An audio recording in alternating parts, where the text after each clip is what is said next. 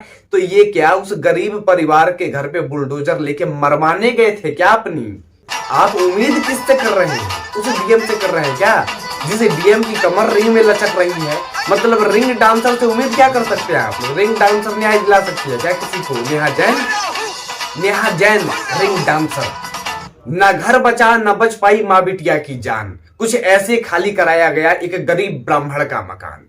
कानपुर देहात के सरकारी मुलाजिम अब मुजरिम बन गए हैं, क्योंकि ये लोग अब अपराधियों के ऊपर बुलडोजर नहीं चलाएंगे, अपराधियों के घर पर बुलडोजर नहीं चलाएंगे। अब इनका बुलडोजर एक गरीब के आशियाने को तोड़ा, इनका बुलडोजर एक गरीब के आशियाने को तोड़ रहा है अब।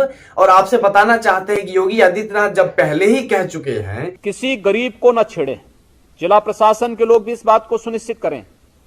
मैं देखता हूं गरीब की झोपड़ी उजाड़ते हैं, गरीब की झोपड़ी पे आपका बुलडोजर नहीं चलना चाहिए। योगी आदित्यनाथ जब पहले ही कह चुके हैं आपकी कार्रवाई पेशेवर अपराधियों के खिलाफ होनी चाहिए और माफियाओं के खिलाफ होनी चाहिए, गरीब के खिलाफ नहीं। कि बुलडोजर सिर्फ अपराधी के घर पर चलेगा, बुलडोजर सिर्फ आतंकवादी के घर पर चलेगा, बुलडोजर सिर्फ पत्थरबाजों के घर पर चलेगा, तो ये क्या उस गरीब परिवार के घर पे बुलडोजर लेके मरवाने गए थे क्या अपनी? पूछना चाहते हैं।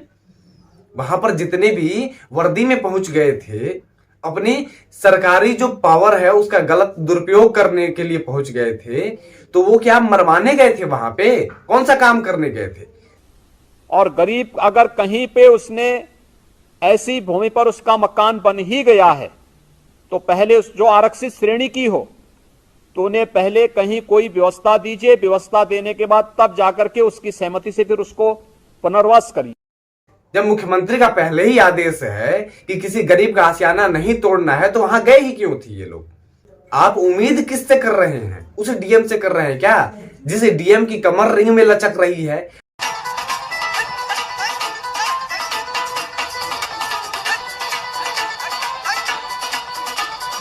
मतलब रिंग डांसर से उम्मीद क्या कर सकते हैं आप लोग? रिंग डांसर न्याय दिला सकती है क्या किसी को? Neha Jain ring dancer. DM नहीं कहेंगे, डीएम तो कह ही नहीं सकते हैं, क्योंकि ये डिस्ट्रिक्ट मजिस्ट्रेट की गरिमा को कहीं ना कहीं धूमिल कर रही है। ये डीएम हो ही नहीं सकती है। और हमें लग रहा है कि कहीं इसे घूस देके तो नहीं बना दिया गया डीएम। इस नेहा जैन को अपने पद की गरिमा तक का पता नहीं है, ये क्या इंसाफ दिलाएगी? जब वो जली हुई महिला पहले गई थी, जलने से पहले गई थी डीएम से इंसाफ मांगने के लिए, तो वहां पर भगा दी थी ये नेहा जैन। जितनी लचक इसके कमर में दिख रही है, अगर इतनी लचक जनता से मिलने के लिए दिखती, अगर इतनी लचक, इतनी नरमाहट अगर जनता की हर मुद्दों को सुलझाने में रहती, तो अब तक 2 माँ बेटी की जान नहीं गई होती। आज वो 2 ब्राह्मण परिवार की माँ बिटिया आज हमारे पास जिंदा होती, अपने घर में सुरक्षित होती। कानपुर देहात में पुलिस प्रशासन पहुंचती है और पहुंचने के बाद एक गरीब के आशियाने को उजाड़ देते हैं, लेकिन जल रही माँ बेटी को बचाते नहीं है, वहां से निकलकर भाग जाते हैं। ये अपनी कायरता को साबित कर रहे हैं पुलिस प्रशासन वाले, ये किस तरीके से जेसीबी लेकर वहां पे पहुंचते हैं, पहुंचने के बाद एक गरीब के आशियाने को उजाड़ रहे हैं और उसमें जलती हुई माँ बेटी को बचाने तक का प्रयास नहीं किया इन लोगों ने। एक भी वीडियो ऐसी नहीं आई जिसमें ये लोग बचाने का प्रयास किए हो। नीचे घर के अंदर माँ बेटी जल रही है और ऊपर से ये लोग बुलडोजर चला रहे हैं।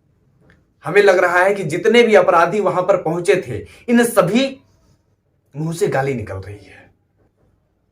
इन सभी अपराधियों को, जितने भी पुलिस प्रशासन वाले अपराधी हैं वहां पर पहुंचने वाले, उन सबको उठाकर, और जेल में नहीं, उनका एनकाउंटर होना चाहिए। उन झोपड़ी वालों का एनकाउंटर होना चाहिए, उन पूरे पुलिस प्रशासन का एनकाउंटर होना चाहिए जो वहां पर पहुंचे थे। लोग बागी कैसे बनते हैं? इन्हीं हरकतों की वजह से तो लोग बागी बनते हैं। इन्हीं हरकतों की वजह से लोग गैर कानूनी ढंग से हथियार उठाते हैं।